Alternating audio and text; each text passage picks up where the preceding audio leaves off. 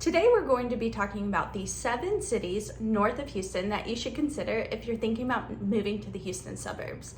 Hi y'all, my name is 𝗓𝗔𝗟𝗟𝗢𝗓, broker, owner of 𝗑𝗟𝗟𝗡𝗚, where my goal at 𝗑𝗟𝗟𝗡𝗚 isn't just to be your realtor, it's to be your resource. So maybe you're wondering why you would even consider the North Houston suburbs.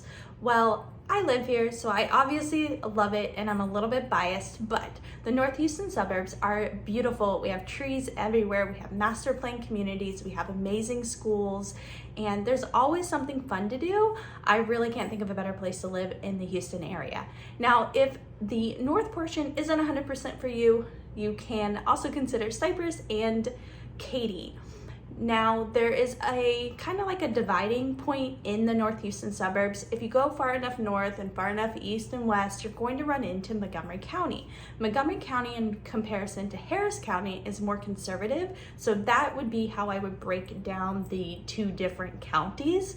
Now, Montgomery County and Harris County are right next to each other, and so it's not 100% like, oh my gosh, this is conservative, but it is one way I can compare the two different counties. They're ran a little bit different, and one is obviously more conservative than the others.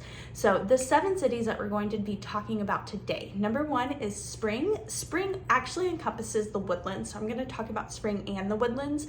Spring is huge. If you're not new to my channel, you've heard me talk about Spring pretty much probably 75% of the 500 videos. I'm exaggerating a little bit, but I do love where I live. Spring and the Woodlands are wonderful places to live. These are going to be the best schools in our area. You also have above the Woodlands, you have Montgomery, and Montgomery County has Montgomery ISD. Or Montgomery, Texas has Montgomery ISD, and Montgomery ISD is one of the best school districts overall in all of our area. You have such a high percentage of A-rated schools, and that's one thing I would definitely want to make sure to throw at y'all. If you are looking at school ratings, do not look at niche.com or greatschools.org. These are biased in my opinion. I would only look at the TEA. This is the Texas Education Agency rating system, A, B, C, D, F, D, or I already said D, but you know what I mean. I personally only would send my kids to an A or a B rated school. Now, when you look up these schools on these other websites, you're gonna be a 6 out of 10 or 7 out of 10. It's really hard to get a really perfect score. But the cool thing about the TEA, it's all test-based and improvement-based. And this is how they get their funding. So I personally want to look at ratings that have to do with funding and how the school is funded, because I think that's super important. So Tomball is a really, really good school district. Tomball is also a city on my list. So Tomball and Montgomery are really good overall school districts. I also like Conroe, which is what services the Woodlands, and Conroe, the city. And then Caney ISD, that's my school district. I really do love my kids' school district as well. So that's another portion of Spring. So we have Spring, Tomball. I also have Porter on the list. Porter is a newer area for me to sell. I adore it. You have a brand new neighborhood there called the Highlands, and that's pretty much the only area of Porter that I have been selling lately. It is new construction, it's beautiful. Every neighborhood kind of has a theme here, and like new construction, how they market and sell it. And the Highlands theme is a state park, so nature.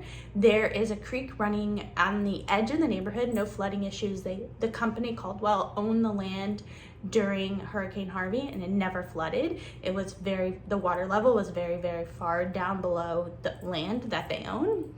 But they plan on developing their side of the creek to be beach-like. It's going to be really cool. But there's trails going throughout the neighborhood.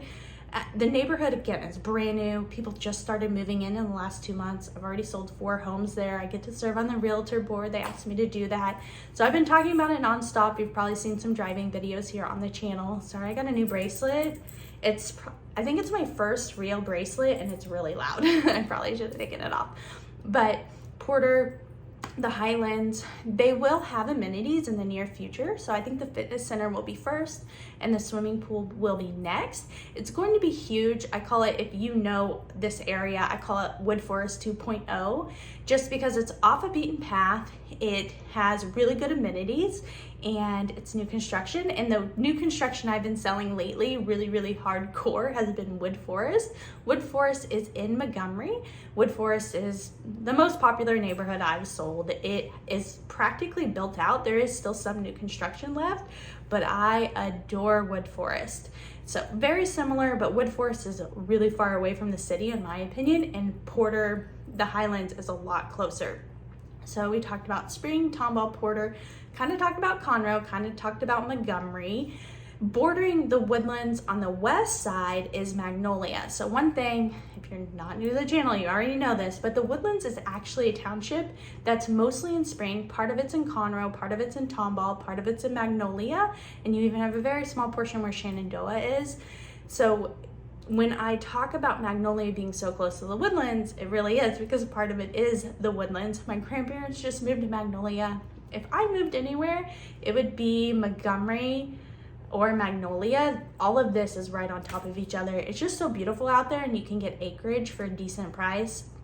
There's not a lot of unbuilt acreage that you can buy and build upon, but you will still have some options. For me, I would just buy a house on acreage already. I really do love that area, and I'm pretty sure Montgomery ISD is my favorite school district. So if I ever moved, that's where I would send my kids to school. So Magnolia has a cute downtown, Tomball has a cute downtown, Spring has a cute downtown, Conroe has a cute downtown. And then last on the list is Kingwood. I really have started liking Kingwood. It was built about the same time as the Woodlands, and it's called the Livable Forest, and that's exactly what the Woodlands is. They're very similar but very different at the same time. There's way more money being put into the Woodlands than Kingwood. Kingwood had some flooding issues in some areas, and so it really hasn't been as nice for so long. But when it comes to affordability, it's one of the top options along with Conroe. But I like the age of the homes. I like the matureness of the area. The shopping has really turned around, the shopping centers, the restaurants. You really have way more options than ever before.